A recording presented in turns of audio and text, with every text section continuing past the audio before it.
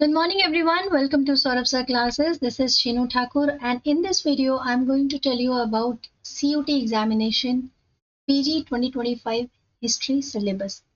मैंने एक video already upload किया है जिसमें मैंने आपको CUT PG का जितना इंपॉर्टेंट इन्फॉर्मेशन था वो वन शॉर्ट वीडियो में दिया है। क्या पैटर्न है, क्या टर्म्स कंडीशंस हैं, क्या लैंग्वेज है, क्या क्या डिफरेंट लिस्ट है सब्जेक्ट्स की, सब कुछ मैंने आपके साथ उस वीडियो में शेयर किया है।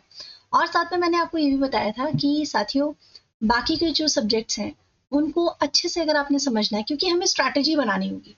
स्ट्रैटेजी बनाने से जल्दी एग्जाम आप क्रैक कर पाते हैं, प्लानिंग करनी होती है, ठीक है। तो हिस्ट्री का सिलेबस मैं आपके साथ यहाँ शेयर करने वाली हूँ और आपको ये बताने वाली हूँ कि हिस्ट्री का सिलेबस जब आप कोई भी और दूसरे एग्जाम उठाते हैं तो दिखने में सेम क्यों है, और आप जब इसकी प्रिपरेशन करते हैं तो आपको क्या ध्यान में रखना पड़ता है, क्या डिफरेंस है, ठीक है।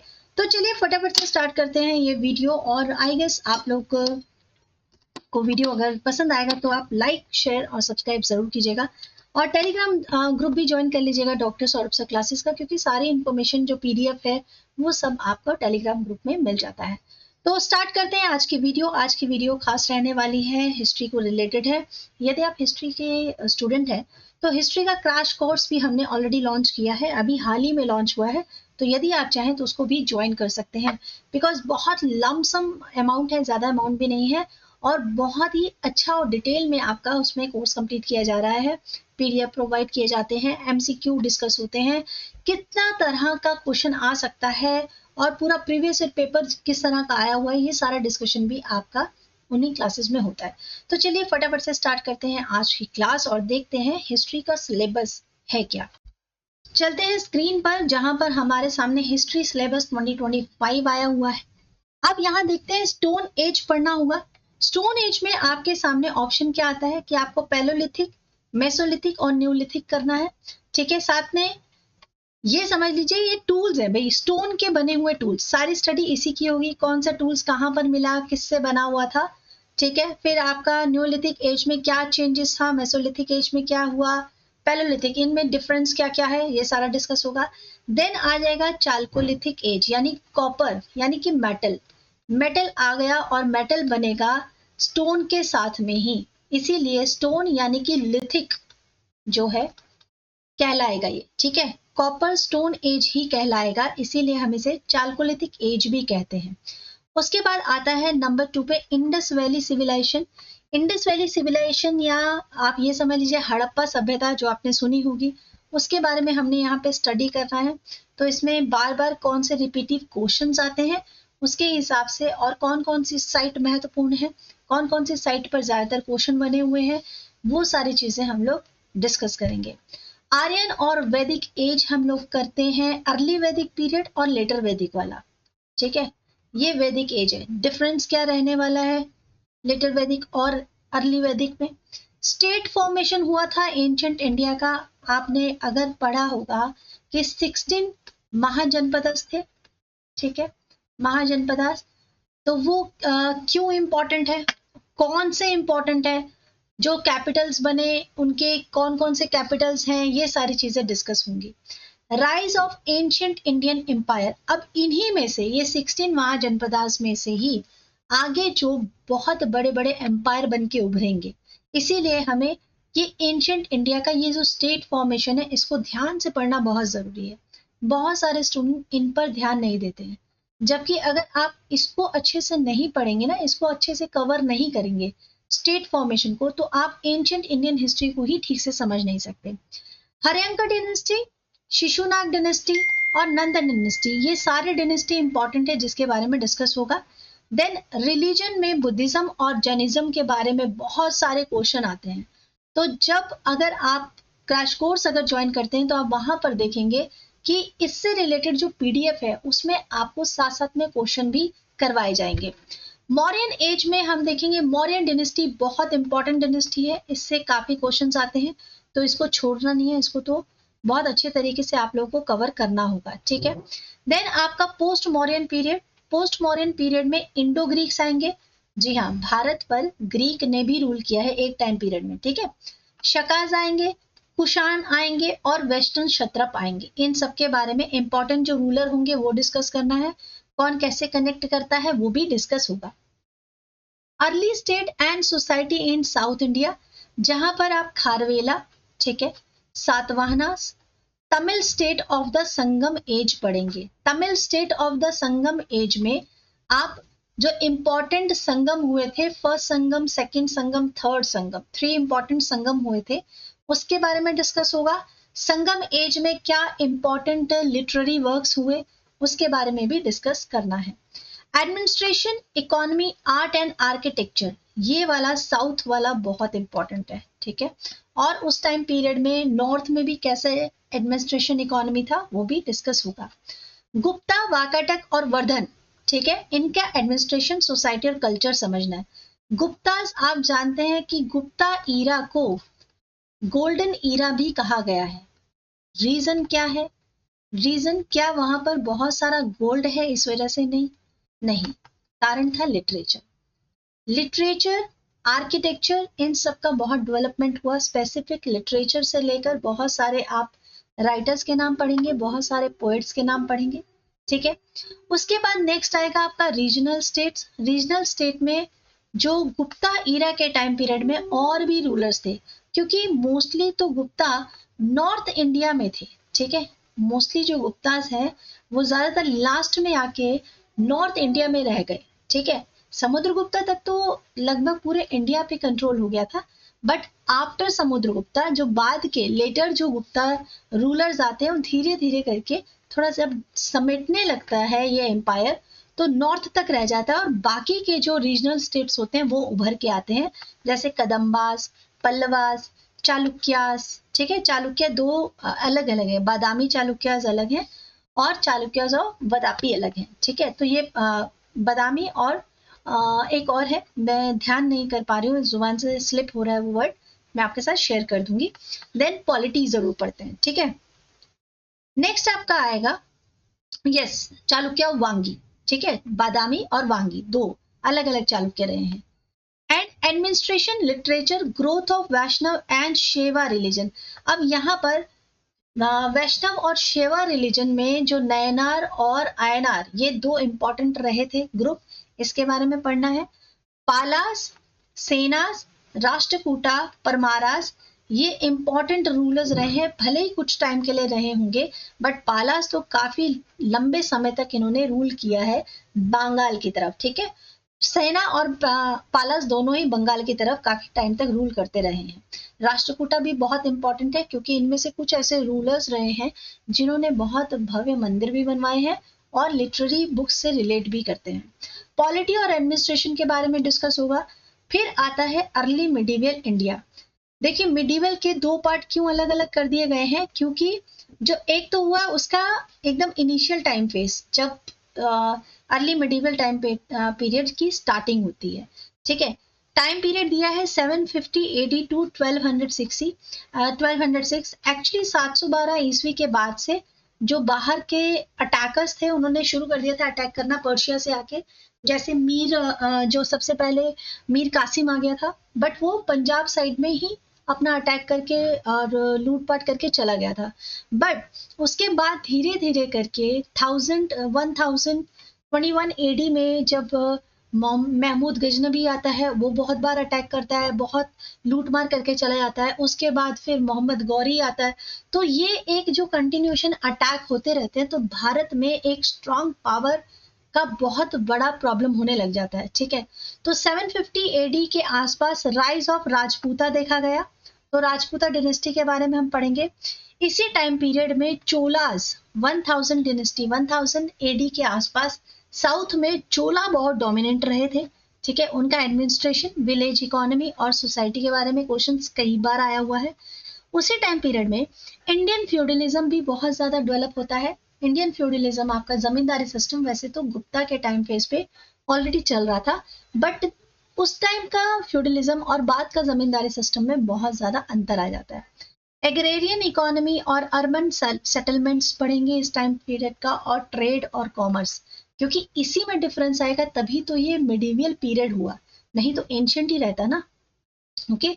प्राचीन से अलग था तो ये मध्यकालीन भारत बना। उसके बाद फिर आएगा मिडिवल हिस्ट्री ऑफ इंडिया, जहां पर 1206 से 1707, इट मीन्स 1206 टू 1707 एडी तक का टाइम पीरियड हम लोग डिस्कस करेंगे। यहाँ पर जब मोहम्मद गौरी के बाद के जो उसके गवर्नर थे जो इंडिया में रह गए और उनका फिर रूल स्टार्ट हो गया, तब से पूरा स्टडी अलग से चेंज हो गया। तो मिडिवल हिस्ट्री ही उस टाइम पीरियड की डिस्कस करनी है, जिसमें इंपॉर्टेंट रूल है ममलूक, खिलजी, तुगलक आपको पढ़ने हैं, जबकि टोटल 5 डिनेस्टी हैं इस टाइम पीरियड में बिफोर मुगल एम्पायर। लेकिन आपको कितनी पढ़नी है? आपको 3 पढ़नी है, ममलूक, खिलजी और तुगलक। ज्यादा क्वेश्चन इनके बारे में आपको आएंगे। देखो ये इस तरह से आपको हिस्ट्री में डिफरेंस समझ में आएगा। जब आप इसकी प्रॉपर तैयारी करने लगेंगे तब आपको डिफरेंस समझ में आएगा कि हमें कितने लेवल तक हिस्ट्री को कंप्लीट करना होगा अगर आप CUT PG कर रहे हैं। ठीक है, उसके बाद एडमिनिस्ट्रेशन ऑफ दिल्ली कैसा रहा होगा प्रशासन। सल्तनत में मिलिट्री रिफॉर्म्स होते हैं, इक्ता सिस्टम आता है। ये सारी चीजें डिटेल में भी हम लोग कवर करेंगे आपके बाद की क्लासेस में। अभी सिलेबस को समझिएगा कि जब अलाउद्दीन खिलजी, खिलजी वंश में अलाउद्दीन खिलजी रूल करने आता है, तो उसका भी सपना होता है कि मैं सेकंड सनी बनूंगा, यानी कि सेकंड सिकंदर बनूंगा और पूरे वर्ल्ड पे मैं राज करूंगा। तो उसके लिए मुझे क्या चाहिए? मुझे चाहिए सेना। तो जब उसे लगता है कि सेना का स्ट्रांग होना जरूरी है, तो वो बहुत सारे मिलिट्री रिफॉर्म्स करता है। ठीक है, और साथ में ममलूक टाइम फेस में एक रूलर आता है इल्तुतमिश, जो फर्स्ट सुल्तान बनता है इंडिया का। तो वो इक्ता सिस्टम स्टार्ट करता है। डिटेल में हम लोग बाद की क्लासेस में इस बारे में पढ़ने वाले हैं। आर्ट एंड आर्किटेक्चर जो विजयनगर का बहुत इंपॉर्टेंट है। जब हम्पी की बात हम करते हैं तो आर्ट एंड आर्किटेक्चर सामने उभर के आएगा। बहमनी किंगडम के बारे में पढ़ेंगे, क्योंकि बहमनी किंगडम ही वो किंगडम है जो लास्ट में विजयनगर को बाकी सारे रूलर्स के साथ मिलकर हराता है और डिक्लाइन हो जाता है विजयनगर एम्पायर का। बट ये बहुत ही ज्यादा स्ट्रॉन्ग रूल था विजयनगर एम्पायर का, और इससे क्वेश्चन आता ही आता है। जैसे आपका कौन कौन से रूलर थे, कौन से इंपॉर्टेंट रूलर है, तो कृष्णदेवराय से रिलेट करते हुए क्वेश्चन कई बार आते हैं। ठीक है, देन भक्ति मूवमेंट और सूफी मूवमेंट हम लोग पढ़ेंगे। ये आपका 13 और 14 सेंचुरी वाला मूवमेंट होगा। ठीक है, ये आपका आयनर और शिव जो नयनर है वो नहीं है। ये आपका 13th और 14th टाइम पीरियड में भक्ति मूवमेंट में भी जो सुधार आए हैं, भक्ति में जो सुधार आए हैं वो सूफी मूवमेंट और भक्ति मूवमेंट के कारण आते हैं। फिर हम कल्चर पढ़ेंगे, पर्शियन लिटरेचर के बारे में। ठीक है, पर्शिया का किस तरह का कल्चर रहा, क्योंकि इतने टाइम पीरियड तक जब पर्शियन रूलर्स इंडिया में रहने लगेंगे तो यहाँ का कल्चर और वहाँ का कल्चर जब मिलेगा, तो उसके बाद यहाँ बहुत सारे बुक्स लिखी गई हैं, बहुत सारा इंपॉर्टेंट इंफॉर्मेशन आपको लिटरेरी में मिलेगा। इस्टेब्लिशमेंट ऑफ मुगल एम्पायर हम लोग डिस्कस करेंगे, क्योंकि यहाँ पर जब हम बाकी के डिनेस्टी की बात करते हैं तो यहाँ तो 3 ही डिनेस्टी आपको पढ़नी है, लेकिन बाकी की जो 2 हैं वो मैं आपको बताती हूँ। जैसे सैयद डिनेस्टी एक और है, ठीक है, और एक है लोधी डिनेस्टी।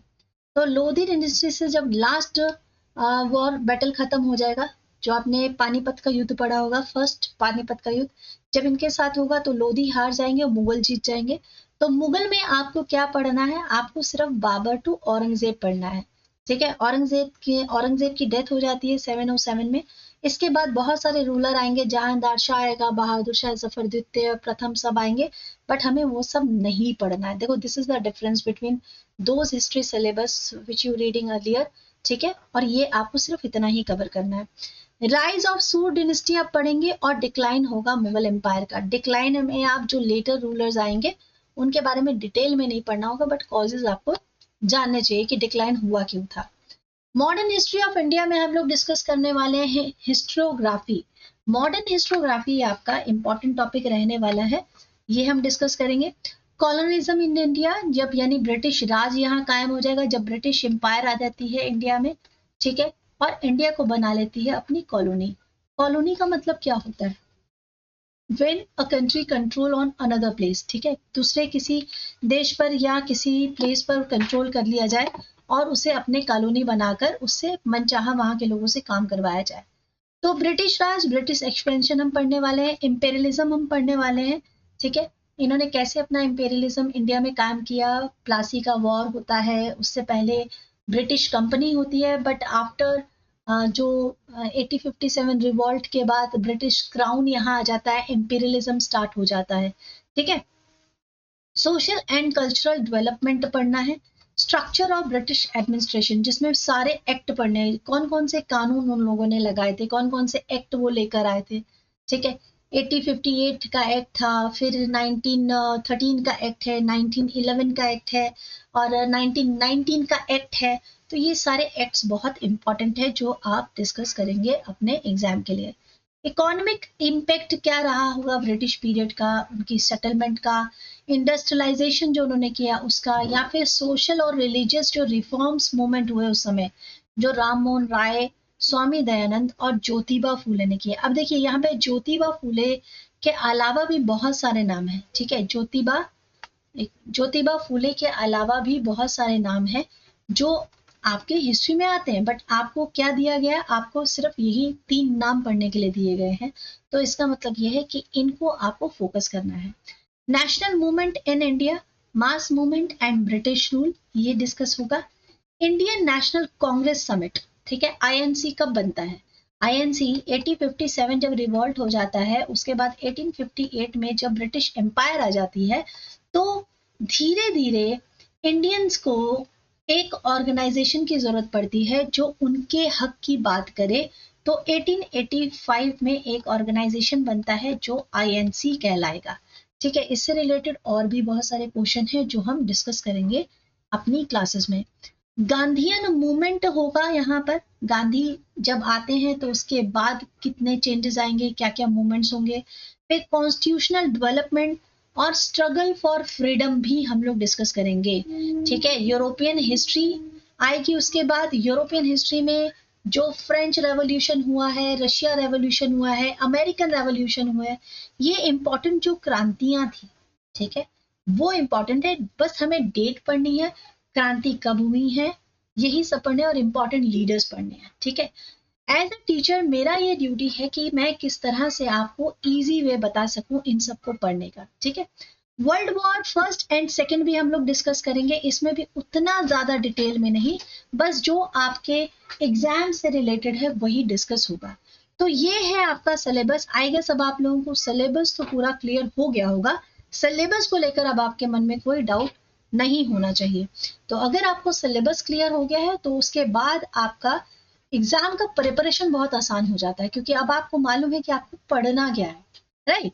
तो इसी तरह से मैं आपके साथ शेयर करने वाली हूँ सीयूटी एग्जामिनेशन के हर एक सब्जेक्ट को। तो अगर वीडियो पसंद आए तो वीडियो को लाइक शेयर सब्सक्राइब जरूर कीजिएगा।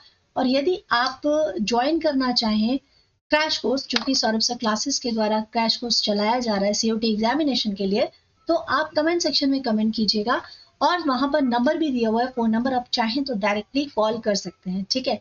बिल्कुल टीम आपकी हेल्प करेगी। और मैं आपको नंबर देख लेती हूँ, अगर आपको मेंशन किया, हाँ, कमेंट सेक्शन में आपको नंबर जरूर मिल जाएगा, सारी डिटेल आपको कमेंट सेक्शन में दे दी जाएगी।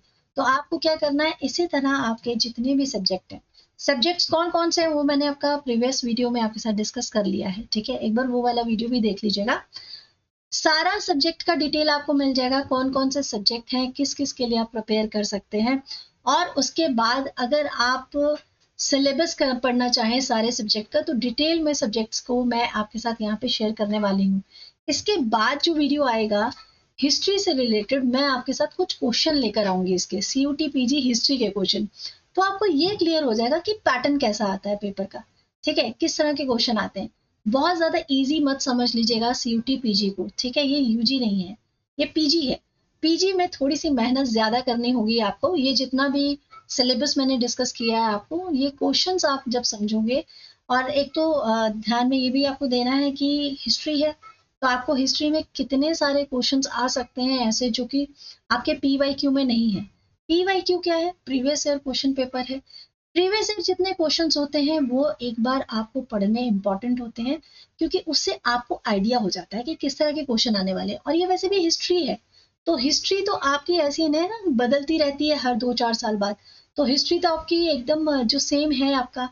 तो यानी जो प्रीवियस ईयर क्वेश्चन अगर आप पढ़ लेते हैं तो आपकी वो नॉलेज इन्हांस करता है, ठीक है। चलिए, बहरहाल मिलेंगे आपको नेक्स्ट वीडियो में, और नेक्स्ट वीडियो में और आपके साथ मैं डिस्कस करूंगी हिस्ट्री के क्वेश्चन। इसके अलावा बाकी के सिलेबस जो सब्जेक्ट्स हैं उनके सिलेबस भी मैं डिस्कस करूंगी। यदि वीडियो अच्छा लगा हो तो प्लीज़ मुझे कमेंट सेक्शन में लिखकर ज़रूर बताइएगा आप कौन से एग्जाम के लिए तैयारी कर रहे हैं। Thank you so much, will meet soon in our next video. Bye bye, take care.